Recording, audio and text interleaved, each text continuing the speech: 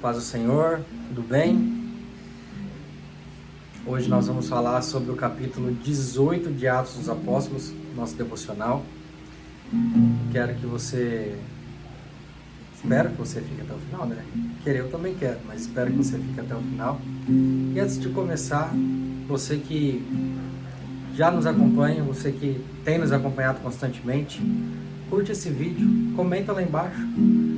A gente está sempre postando algo novo, então assim, é diário, então não é todo dia. Então você pode dar alguma ideia, questionar alguma coisa, perguntar: William, essa parte não entendi direito. Fala sobre isso. Isso vai tanto ajudar o vídeo a se comunicar, né, com o YouTube, quanto vai tirar a tua dúvida também, amém? E se você gostar, compartilha com alguém. Se essa mensagem fizer sentido para você, encaminha para uma pessoa, para que ela possa ser abençoada também através dela, amém? Vamos adorar?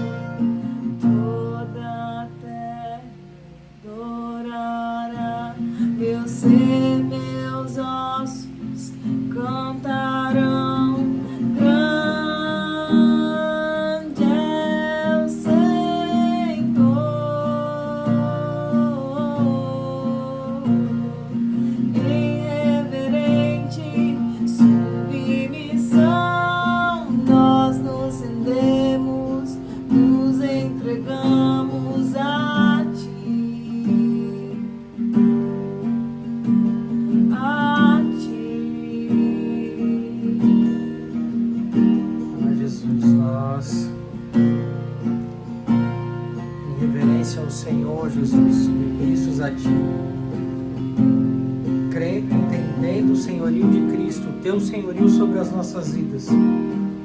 Nós Te pedimos, Senhor, não nos deixe sairmos desse lugar, não deixe que nós, pela dificuldade, pela necessidade, pela distração, pelo pecado, não deixe de nenhuma forma, Jesus, que nós saiamos desse lugar que o Senhor nos colocou, desse lugar que por tanto tempo nós caminhamos, que nós continuamos acertando, Jesus. E se por algum motivo, em algum momento nós errarmos, ou se estamos em erro, Jesus, nos traz para o caminho, nos traz para o Senhor novamente. Não nos deixe andar errante, Jesus.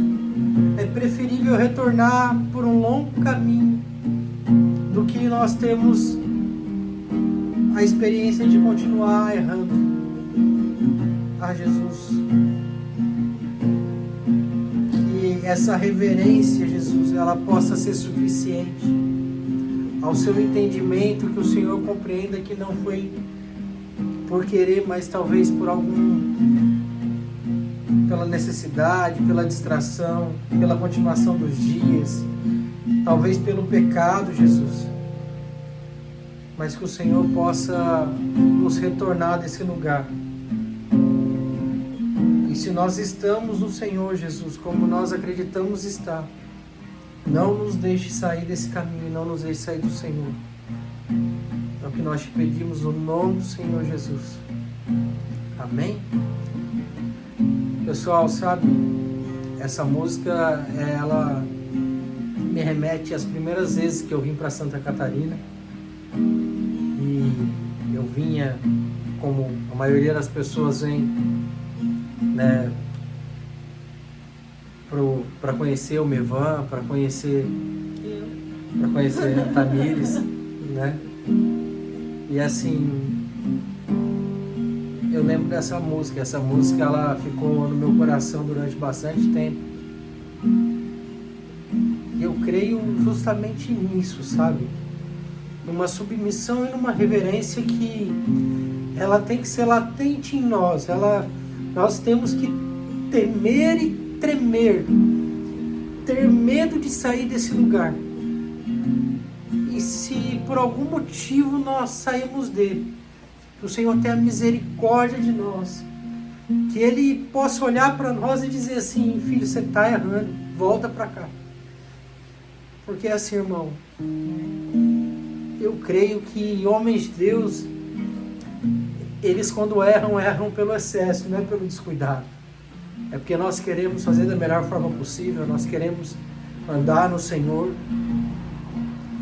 E como todo homem, a gente está sujeito ao erro, às nossas vaidades, ao pecado, à distração, a todas essas coisas, irmãos, todas essas coisas.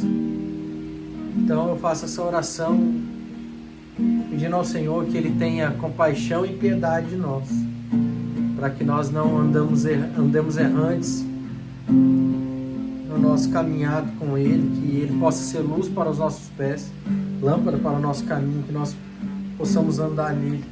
Amém? Vamos ler Atos 18, a partir do verso 1, diz assim: Depois disso, deixando Paulo Atenas, partiu para Corinto. Lá encontrou certo judeu chamado Áquila, natural do Ponto, recentemente chegado da Itália com Priscila, sua mulher, em vista de ter Cláudio decretado que todos os judeus se retirassem de Roma. Paulo aproximou-se deles, e posto que eram do mesmo ofício, passou a morar com eles e ali trabalhavam, pois a profissão deles era fazer tendas. E todos os sábados discorria na sinagoga, persuadindo tanto judeus como gregos. Quando Silas e Timóteo desceram da Macedônia, Paulo se entregou totalmente à palavra, testemunhando aos judeus que o Cristo é Jesus. Opondo-se eles e blasfemando, sacudiu Paulo as vestes e disse-lhes: sobre a vossa cabeça o vosso sangue. Eu dele estou limpo e desde agora vou para os gentios. Saindo dali, entrou na casa de um homem chamado Tício, justo, que era temente a Deus. A casa era contígua a sinagoga. Mas Crispo, o principal da sinagoga, creu no Senhor com toda a sua casa. Também muitos dos coríntios, ouvindo, criam e eram batizados. Teve Paulo durante a noite uma visão em que o Senhor lhe disse: não temas, pelo contrário, fala e não te cales, porquanto eu estou contigo e ninguém ousará fazer-te mal, pois tenho muito povo nessa cidade. E ali permaneceu 1 ano e 6 meses, ensinando entre eles a palavra de Deus. Quando, porém, Galho era procônsul da Caia, levantaram-se os judeus concordemente contra Paulo e o levaram ao tribunal, dizendo: este persuade os homens a adorar a Deus por modo contrário à lei. Ia Paulo falar quando Galho declarou aos judeus: se fosse com efeito alguma injustiça ou crime da maior gravidade, ó judeus, de razão seria atender-vos. Mas se é questão de palavra, de nomes e da vossa lei, tratai disso vós mesmos. Eu não quero ser juiz dessas coisas. E os expulsou do tribunal. Então todos agarraram Sóstenes, o principal da sinagoga, e o espancavam diante do tribunal. Galho, todavia, não se incomodava com essas coisas. Mas Paulo, havendo permanecido ali ainda muitos dias, por fim despedindo-se dos irmãos, navegou para a Síria, levando em sua companhia Priscila e Áquila, depois de ter raspado a cabeça em Concreia, porque tomara voto. Chegados a Éfeso, deixou-os ali.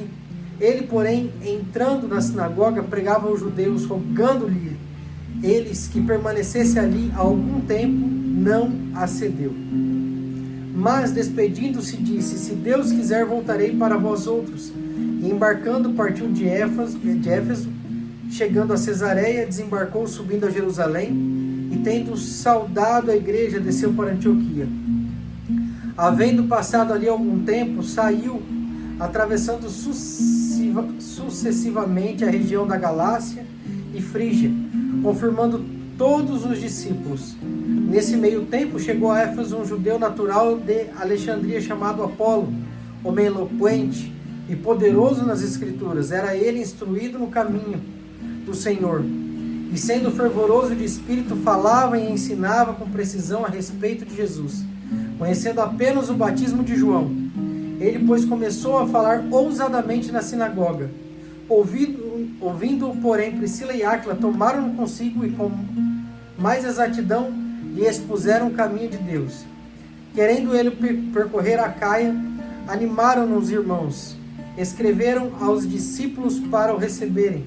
Tendo chegado, auxiliou muito aqueles que mediante a graça haviam crido, porque com grande poder convencia publicamente os judeus, provando por meio das Escrituras que o Cristo é Jesus. Sabe, irmão, uma forma de amadurecimento que eu vejo da igreja, ao passar do livro de Atos, é o fato dessa igreja agora, nesse amadurecimento, você vê que ainda acontecem milagres, ainda acontecem sinais, mas a gente viu a mulher sendo expulsa no capítulo 16, expulsa o espírito de adivinhação. Depois disso, nós temos visto, nós vimos um milagre que aconteceu com Paulo na cadeia, na prisão. Mas já no capítulo 18, o que nós vimos? Apolo pregando e convencendo aqueles homens através das Escrituras. Eu creio que esse amadurecimento da igreja, ele se dá ao fato de que o que converte os corações é a palavra de Deus.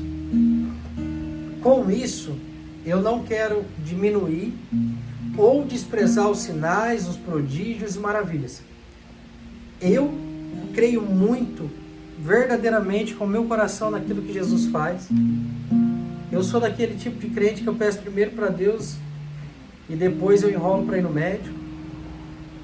Né? Eu tenho essas coisas comigo, irmão, assim, sabe? Como diz os crentes, o espírito acusador, ele veio aqui agora. Como assim, William? Como assim diz os crentes? Vocês vão ver esse tipo de piada entre a gente. A gente brinca assim como se crente fosse um outro grupo de pessoas. E não é? Né? Mas esse capítulo, ele fala um pouco do amadurecimento da igreja. De você entender assim, cara, Deus vai fazer milagres, Ele é Deus, Ele pode fazer a todo tempo. Se Ele quiser fazer um por dia, mais de um por dia, Ele pode fazer. Mas o amadurecimento, ele vai vir através da palavra de Deus. Irmão, eu vou dizer uma coisa para você que eu aprendi numa palavra que eu recebi há uns 2 anos atrás, numa convenção, aqui em Itajaí, inclusive, da nossa congregação.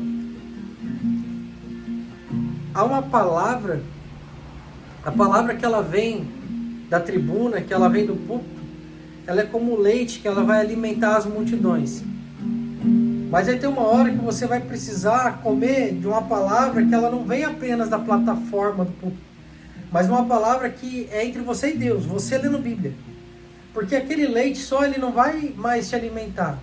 Você ouvir uma palavra só no domingo, só na quarta-feira, ou ainda que seja domingo e quarta, mas ouvir pela boca do outro, ainda que seja maravilhoso. Você tem que aprender assim com pessoas que sabem, que têm sabedoria, né? Porque tem muita coisa que você também não vai entender. Mas há uma necessidade de uma palavra mais, de um alimento mais sólido, uma palavra que é você lendo a Bíblia.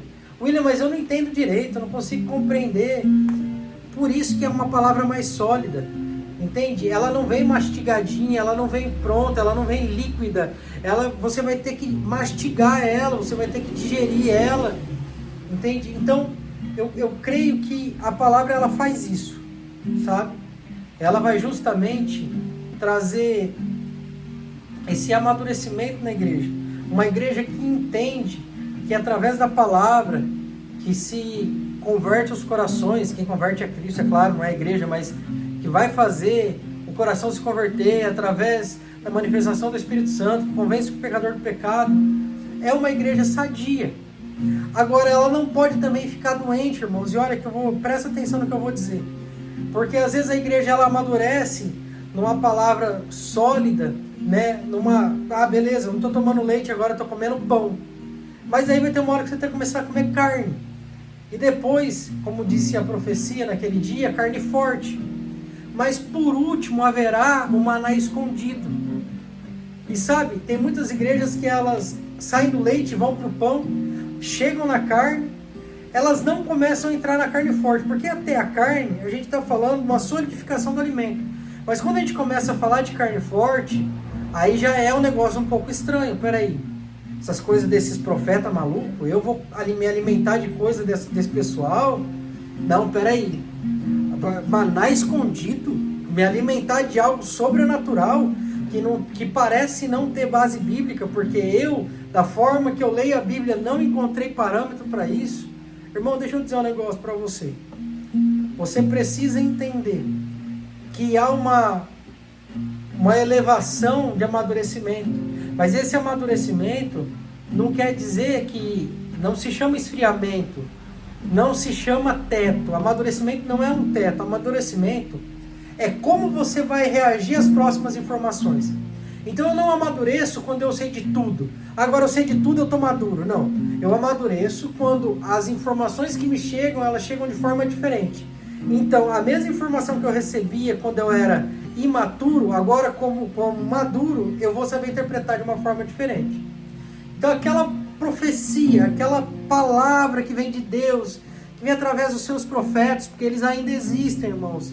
São poucos, mas existem. Esses homens ainda existem. Essas palavras, essa palavra que vem, antes quando vinha, a gente começava a chorar e babar e já nem sabia o que estava ouvindo mais. E daí, depois perguntava o que a pessoa tinha falado, entendia 2, 3 coisas e já falava amém, e falava assim, a minha vitória chegou. Mas agora, a partir do amadurecimento, o que a gente vai fazer? A gente vai desacreditar? Claro que não, irmão. Agora a gente, muito pelo contrário, com uma bagagem de vida maior, com uma bagagem de Bíblia maior, de experiência com Deus maior, associada a uma profecia, eu vou saber julgar aquela profecia, ler ela, entender ela, compreender do que se trata, entender se o profeta tem o mesmo coração que o meu, porque ele pode me liberar uma palavra e ele está com o coração numa coisa, eu estou com o coração em outra. E eu vou analisar a partir da profecia dele o que eu não devo fazer. Consegue entender essa loucura? Porque existe isso, irmão. Às vezes você está atrás de, sei lá, você quer ser uma pessoa próspera financeiramente, e você pega um profeta que ele é quase agostiniano, ele quase fez um voto de pobreza. Então, ele vai falar para você, né, olha, se você quiser, né, ter uma vida mais simples, no sentido, não simples da simplicidade, mas simples da falta de recurso com Deus, vai para a esquerda. Então você vai pensar assim, peraí, eu quero prosperidade, eu vou para a direita. Ué, William, mas o profeta falou uma coisa, então eu fui contra, porque o que eu queria não era aquilo, eu queria outra coisa. E assim também é o contrário. Se vem um profeta querendo te dar, dizendo que Deus vai te dar o mundo e o fundo, como se dizia antigamente, cara, olha para ele e fala assim, olha, não é bem isso que eu estou procurando, amém pela palavra, entendi, o caminho para muito dinheiro está aqui, então tá, então eu estou procurando outra coisa, estou procurando algo no Senhor que é um pouco diferente, quero também o dinheiro, mas é outra coisa, então eu vou ter que ir por aqui. Então a gente aprende no amadurecimento a julgar a profecia, não dizer que o profeta é profeta ou que não é profeta, isso é um problema dele, a menos que ele ministre de uma forma explícita ao pecado, coisa assim, irmão, cada um sabe o que está fazendo. O que nos cabe no amadurecimento é entender o papel da palavra, porque nós temos dois grandes grupos, eu já falei sobre isso, mas eu posso falar de novo, não tem problema com isso não, até porque daí a gente renova o problema, as pessoas já estão esquecendo, a gente renova ele, fica bem legal. Tem dois grandes grupos de evangélicos no Brasil, tradicionais, se chamam geralmente de reformados, essa coisa toda, mas em resumo, tradicionais e pentecostais.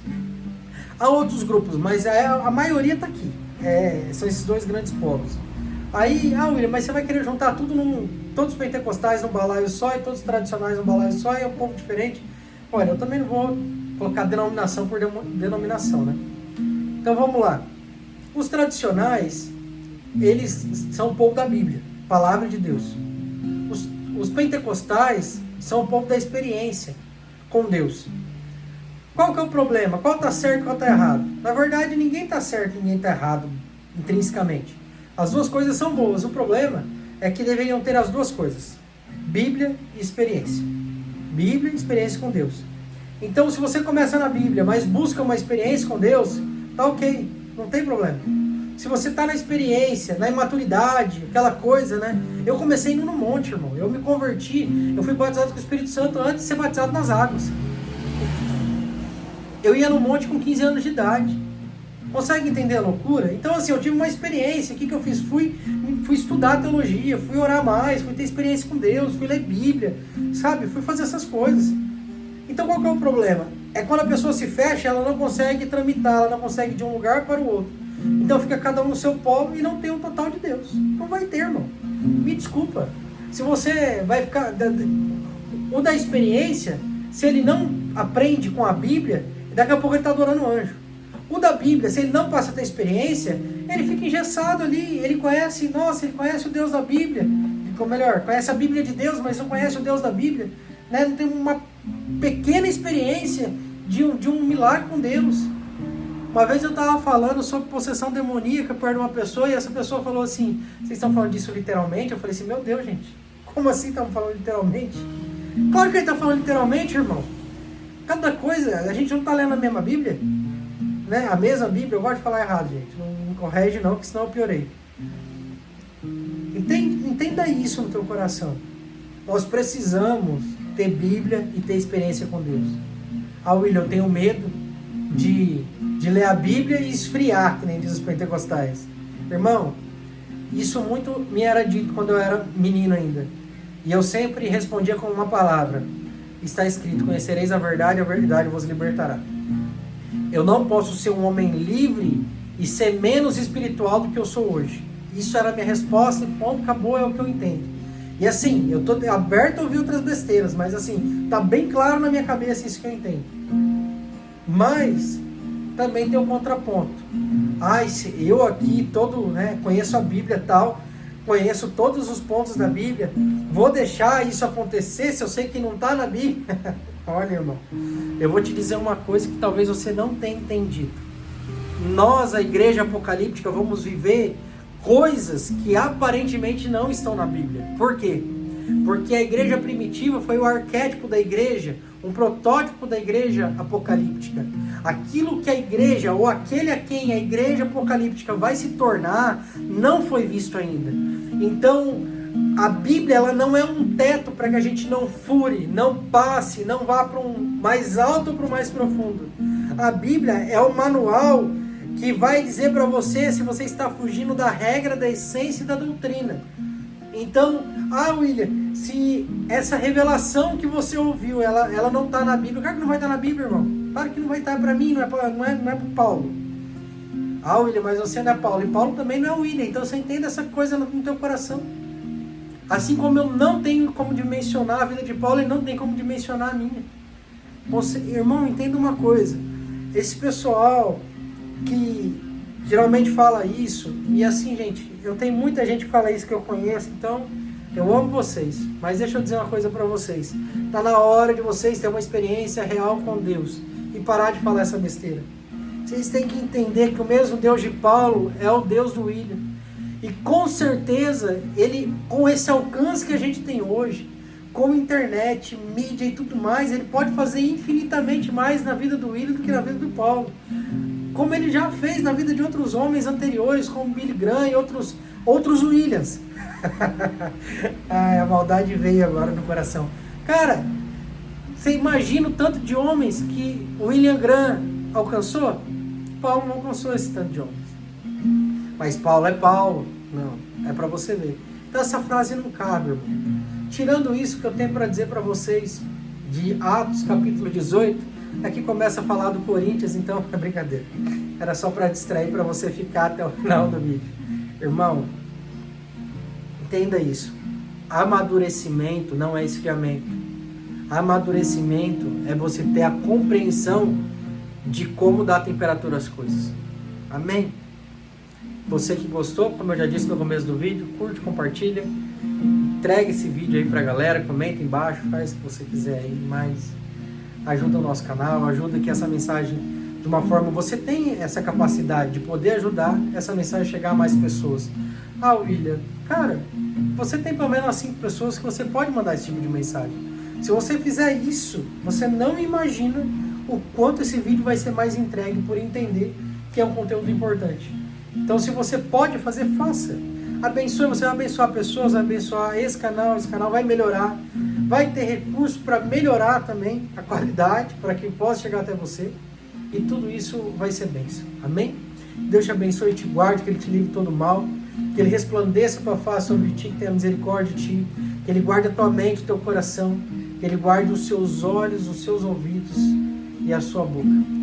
Para que você não peque contra o Senhor, contra os seus irmãos e nem contra ti mesmo. Amém? Que Deus te abençoe, no nome do Senhor Jesus.